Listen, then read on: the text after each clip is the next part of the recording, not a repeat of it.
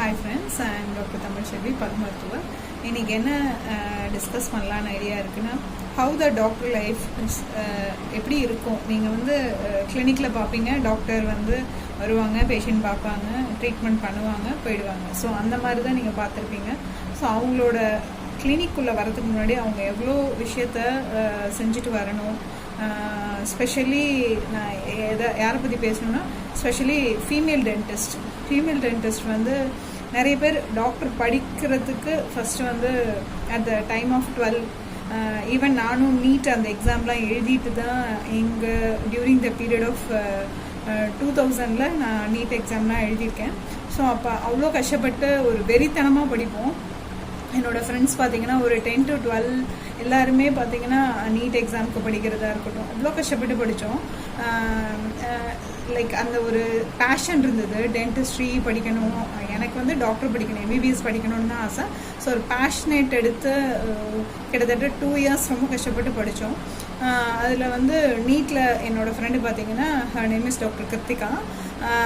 அவள் வந்து ஸ்டான்லியில் படித்தா, எம்பிபிஎஸ் படித்தா. ஸோ என்னோடது மோர் தேன் 12 டாக்டர்ஸ்க்கு மேலே வந்து எவ்ரி ஒன் நீட்லேயே கிடச்சி போயிட்டாங்க. ஸோ நான் வந்து எனக்கு வந்து மார்க் கம்மியாயிடுச்சு. So I studied in Ramachandra. So ராமச்சந்திராவில் நான் படித்தேன். ஸோ ஈவன் ப்ரைவேட் அது எதுவாக இருந்தாலும் டாக்டர் படிக்கிறன்றது டஃப் தான்.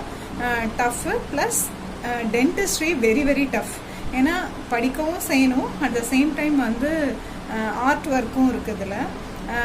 அதுக்கப்புறம் அது படித்தோம், டாக்டர் முடித்தோம். ஸோ அந்த பேப்பர்ஸ்லாம் பார்த்திங்கன்னா 14 சப்ஜெக்ட்ஸ்.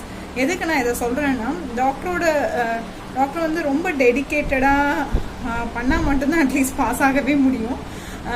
ஸோ அவ்வளோ இதாக படித்து முடிச்சுட்டு இமீடியட்டாக நான் வந்து ப்ராக்டிஸ் பண்ணணுன்ற ஒரு சூழ்நிலையில் இருந்தேன். ஸோ இமீடியட்டாகவே நான் டென்டல் கிளினிக் ஆரம்பிச்சிட்டேன். ஸோ ஆரம்பிக்கும் போது பார்த்தீங்கன்னா மார்னிங் 9 to 9 ஒர்க் பண்ணுவேன். இன் பிட்வீன் பிரேக்ஃபாஸ்ட், லஞ்ச் அந்த டைம் மட்டும்தான் நான் சாப்பிட போவேன், அந்த மாதிரி இருக்கும். அதுக்கப்புறம் ஆஃப்டர் மேரேஜ் ஆல்சோ லிமிட் பண்ணியிருக்கேன் டைமிங்ஸை. ஆஃப்டர் கிட்ஸ் பார்த்திங்கன்னா இன்னும் கொஞ்சம் லிமிட்டேஷன்ஸ் இருக்கும். லைக் முன்னாடி மாதிரி 9 to 9 ஒர்க் பண்ண முடியல. இப்போ வந்து we are like 3 to 4 hours or minimum 6 to 7 hours work பண்ணணுன்ற ஐடியா இருக்குது. பட் முன்னாடி மாதிரி லைக் 9 to 9 ஒர்க் பண்ணுறது பீரியட் வந்து இட் வாஸ் வெரி, எப்போ பார்த்தாலும் அதே பண்ணிட்டு இருக்கும்போது ரொம்ப ஹாப்பியாக இருக்கும். இப்போ ஃபேமிலின்னு வந்ததுக்கப்புறம் we have to take care of the ஃபேமிலியே பார்க்கணும், கண்டிப்பாக பார்க்கணும். ஸோ அந்த மாதிரி தான் நிறைய டாக்டர்ஸ், ஈவன் ஃபீமேல் எடுத்துட்டிங்கன்னா நிறைய டாக்டர்ஸ் வீடையும் கவனிச்சிட்டு கிளினிக்கும் வந்துட்டு, ஸோ அவங்க போத் வேஸ் அவங்க பர்ஃபெக்டாக இருக்கணும். வீட்லேயும் எந்த பிரச்சனையும் இருக்கக்கூடாது, கிளினிக் சம்மந்தமாக even government doctors, any thing private doctors. So அவங்க போத் வேஸ் இது பண்ணணும். ஸோ அவங்க அவ்வளோ ஸ்ட்ரெஸ் எடுத்து வீட்டில் அதை முடிச்சுட்டு தான் அவங்கள வந்து பார்க்குறாங்க. ஸோ அந்த உணர்வுகளுக்கு you should give respect. At the same time வந்து வீட்டில் இருக்க ஒரு டாக்டர் ஃபேமிலினா என்னோடய வீட்டில் நான் தான் ஃபஸ்ட்டு டாக்டர். ஸோ என்னோடய ஃபாதர் வந்து கண்டிப்பாக டாக்டர் ஆக்கியே ஆகணும் அப்படின்னு சொல்லியிருந்தேன். எனக்கு வந்து டாக்டர் படிக்க வைக்கணும்னு ஆசைப்பட்டார், படிக்க வச்சுட்டாரு. ஸோ அவங்களோட பார்ட் முடிஞ்சிருச்சு. After I have come to my husband's house. So அவங்களோட பார்ட் நான் டாக்டர் படிக்க வைக்கிறது period it was very tough.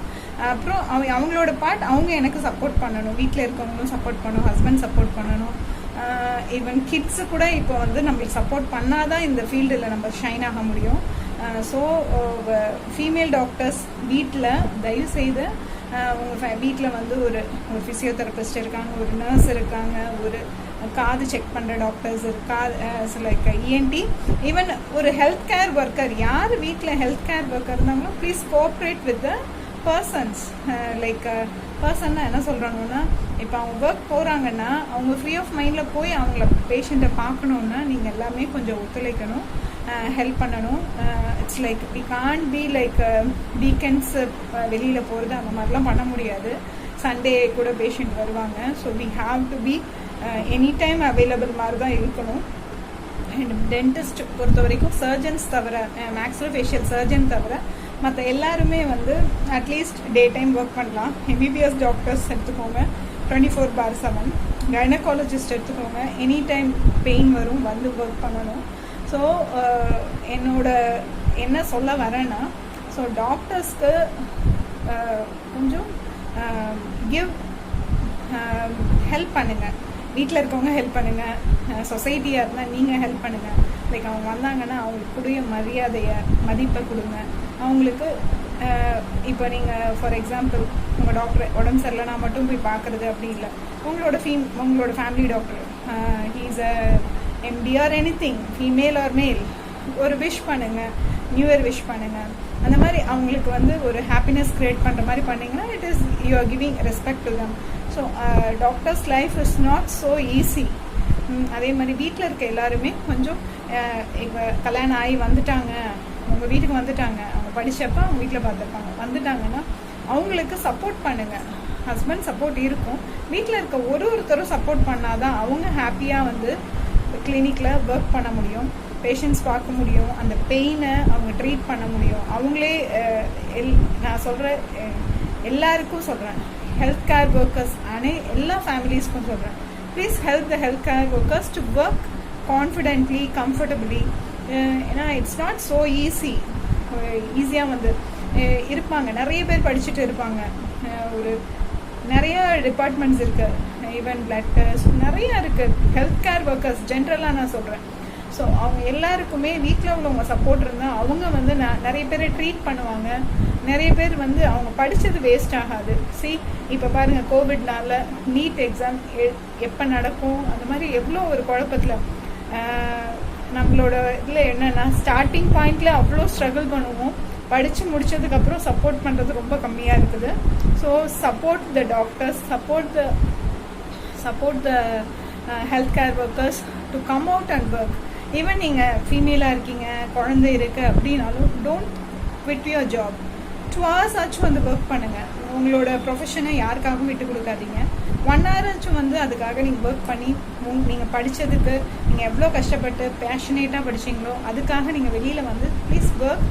And இப்போ படிச்சுட்ருப்பீங்க, படித்து முடிச்சிருப்பீங்க, பிடிஎஸ் முடிச்சிருப்பாங்க, அதில் எம்பிபிஎஸ், அடுத்த எம்டி, அதில் இருக்க பேஷன் ஒர்க் பண்ணையில் அந்த பேஷனை காமிங்க டாக்டர்ஸ்.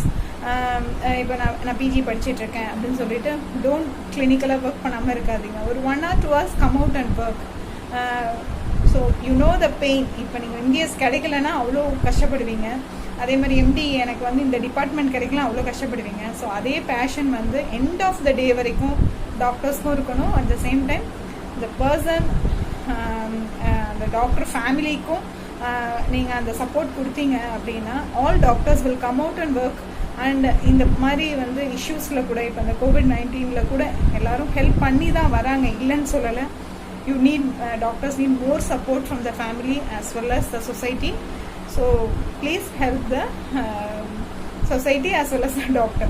Thank you.